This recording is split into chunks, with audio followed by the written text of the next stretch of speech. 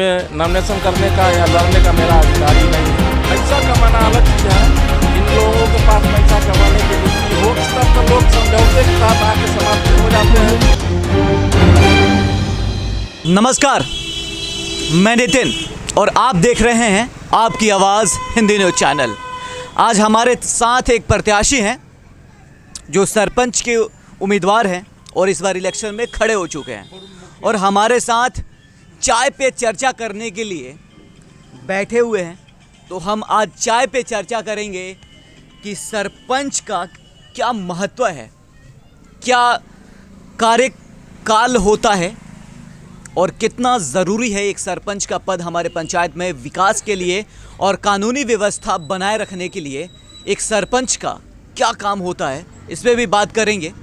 लेकिन फ़िलहाल हम बैठे हुए चाय पे और देख सकते हैं कि हमारे हाथ में एक गिलास का चाय है और आपको बता दूं कि बिहार में सबसे ज़्यादा राजनीतिक एक चाय की दुकान से शुरू होती है और चाय पे सबसे ज़्यादा राजनीति करी जाती है और ज़्यादातर राजनीत्य जो पॉलिटिशियन हैं वो चाय सुबह पीने एक जगह इकट्ठे होते हैं और अपना चर्चा यहीं से शुरू करते हैं। तो ऐसा ही हमने भी ठाना है कि यहाँ पे चर्चा शुरू करें।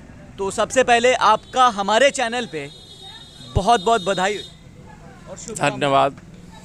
बधाई इसलिए क्योंकि एक सही प्रत्याशी जब आगे बढ़ के आता है तो ये तय है कि उस जगह का कानूनी व्यवस्था हो या विकास हो, वो दोनों डेवलप करेगा। आप अपना नाम बताइए और कौन सा क्षेत्र से खड़े हो रहे हैं ये भी बताइए। मेरा नाम राजगीर महतो हुआ, ग्राम पंचायत राज कानू बिशनपुर, प्रखंड खानपुर, जिला समस्तीपुर। कानू बिशनपुर ये पंचायत है, इसी पंचायत से इन्होंने ठाना है सरपंच पद के लिए। तो इस मुद्दा पे बात करने के लिए हमारे आसपास देख सकते हैं कि लोग भी इकट्ठे हो गए हैं जो इस चर्चा को सुनने के लिए हमारे साथ खड़े हैं। तो इस चर्चा का क्या नतीजा निकलेगा, सबसे पहले तो आप ये बताइए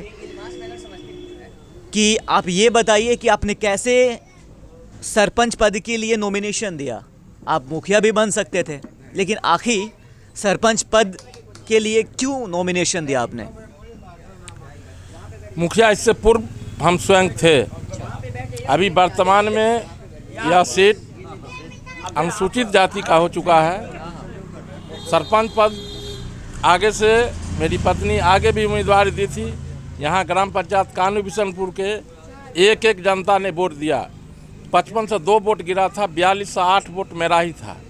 पुनः दोबारा इस बार हमारी पत्नी सरपंच पद की उम्मीदवार है और मेरे द्वारा किए गए कार्यों से या मेरी पत्नी फूलन देवी के द्वारा जो सरपंच थे उनके द्वारा कार्यों से पूर्ण विश्वास है कि इस बार भी 42 से 8 वोट मिला था 55 समेत। तो राजगीर जी ये बताइए कि आपने ये मुखिया पद के लिए नॉमिनेशन क्यों नहीं दिया? आखिर आपने सरपंच पद के लिए क्यों नॉमिनेशन दिया है और सरपंच पद ही क्यों चुना है?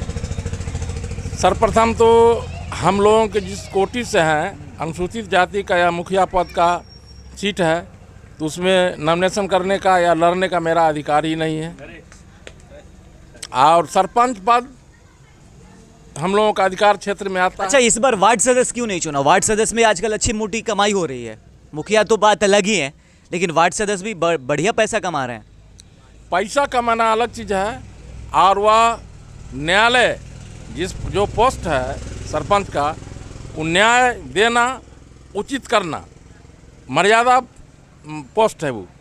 उस पोस्ट को जिन लोगों के पास पैसा कमाने की नीति हो वो अलग चीज़ है, लेकिन जो सरपंच पद में गरिमा है, बहुत बड़ा गरिमा है, वह गरिमा मुखिया में नहीं है। मुखिया हो सकते हैं, प्रधान है, पंचायत के प्रथम नागरिक होंगे वो, चाहे जो भी बनेंगे। लेकिन न्यायालय जो हम देखे, पहले हम मुखिया रह चुके, न्यायालय जो हम देखे जो सरपंच का गरिमा है होता है। न्याय में विशेष तौर पर लोग समझौते के तहत आके समाप्त हो जाते हैं कि 6 महीना बहुत से बहुत मुकदमा चलती है, उससे 5 साल। अच्छा, कुछ लोग ऐसे तो नहीं आते कि सरपंच साहब हम दोनों भाई में झगड़ा हो गया है, कुछ मेरा सेटिंग करवा दीजिए, व्यवस्था करवा दीजिए, आपको कुछ पैसे दे देंगे, ऐसा भी लोग आते हैं? नहीं, ऐसे लोग नहीं आते हैं। पैसा वाले ऐसे लोग की ज़रूरत भी नहीं, आते भी नहीं है। वह पंचायत के अब केस किए, फिर उसमें 2-4 तारीख चले। अच्छा, आप अपने जनता को क्या बताना चाहेंगे कि एक सरपंच का कितना मतलब जिम्मेदारी है अपने ग्राम पंचायत को लेकर, कितना व्यवस्था है? लेकिन देखिए, आमतौर पे जो लोग सरपंच होते हैं वो उतना जानकारी उनके पास नहीं होती है, लेकिन आप अपने जनता को कैसे जागरूक करना चाहते, क्या बताना चाहते कि कितना आपके हाथ में पावर रहेगा और कितना सुधारेंगे आप अपनी व्यवस्था को पंचायत की?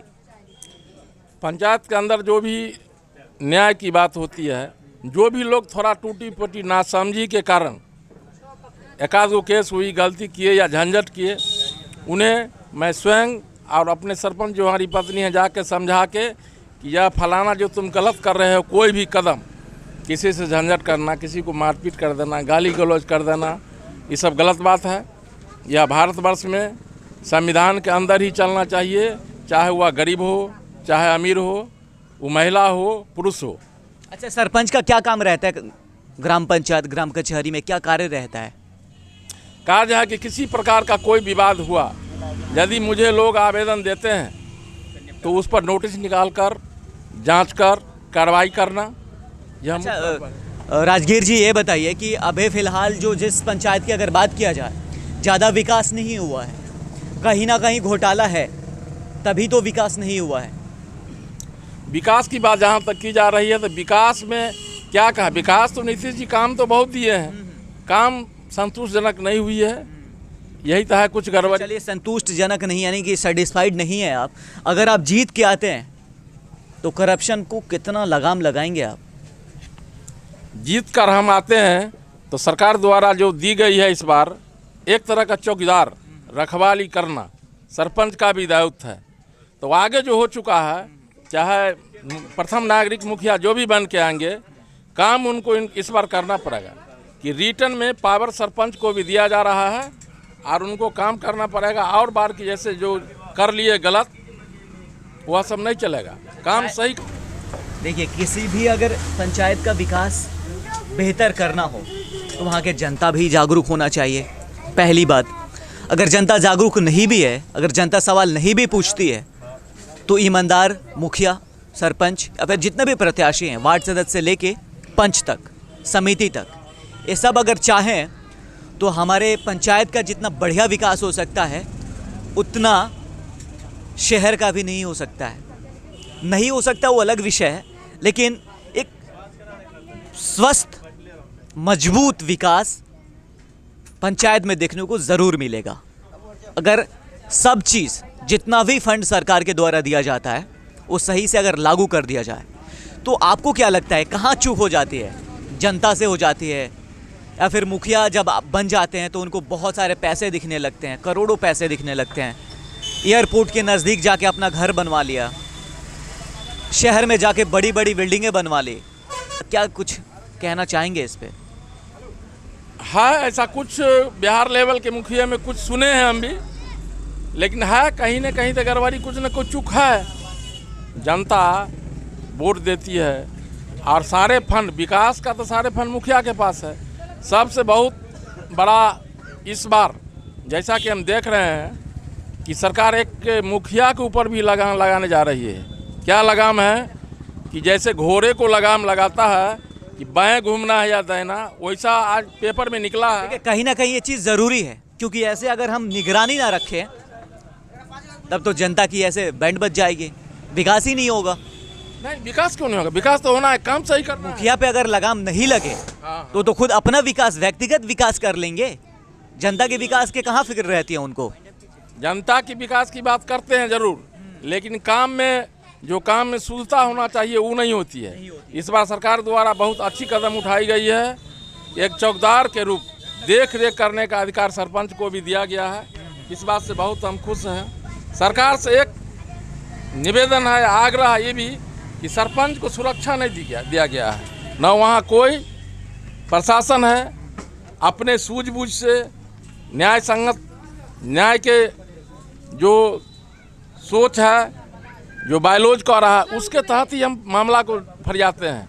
किसी वैसे क्रिमिनल से यदि हो जाए हमारी प्रतिद्वंदता, तो वहाँ सरपंच को एक सुरक्षा नहीं देगी है। इस सरकार में एक कमी है, किसी भी पूरे बिहार लेवल में किसी भी सरपंच के पास इसकी व्यवस्था भी सरकार करे।